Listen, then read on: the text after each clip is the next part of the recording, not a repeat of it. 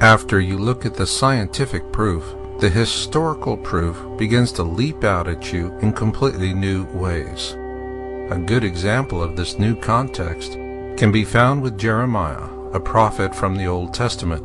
He felt compelled to warn us of something he called the destroyer, and he clearly foresaw how the entire earth would suffer its wrath.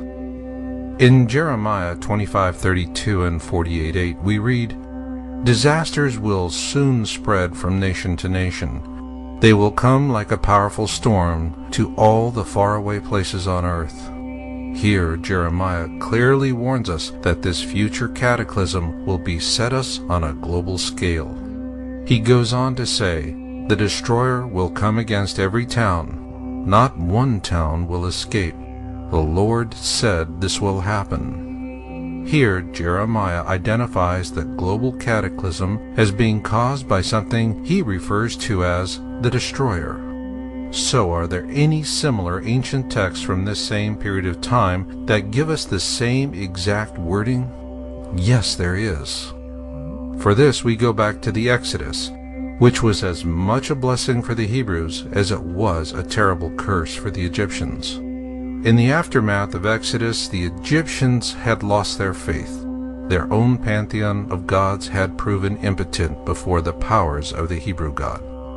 Just as we felt compelled to understand why 9/11 caught us so unawares, the Egyptians needed to understand what happened to them as well. So as the Hebrews began to write the Old Testament, the Egyptians simultaneously penned a massive anthology called the Great Book. The original text was written in ancient Hieratic and was later translated into Phoenician and then on into English. In its original form, the Great Book was the size of a modern encyclopedia, and it offered very precise historical accounts. Two such notable accounts were Noah's flood, or the deluge as it is more commonly known across the four corners of the earth. In the Egyptian account of Sesuda and Hanok, they described an ark very similar to the one built by Noah, and in much the same manner. Then there are the Egyptian accounts of the 10 plagues of Exodus. It is important to keep in mind their version was written by the vanquished, as opposed to the Old Testament account, which was written by the victorious Hebrews.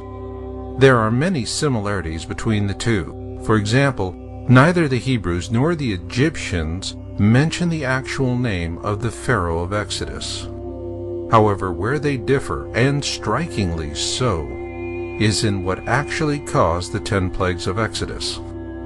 According to the ancient Egyptians, what caused the 10 plagues of Exodus was a massive object.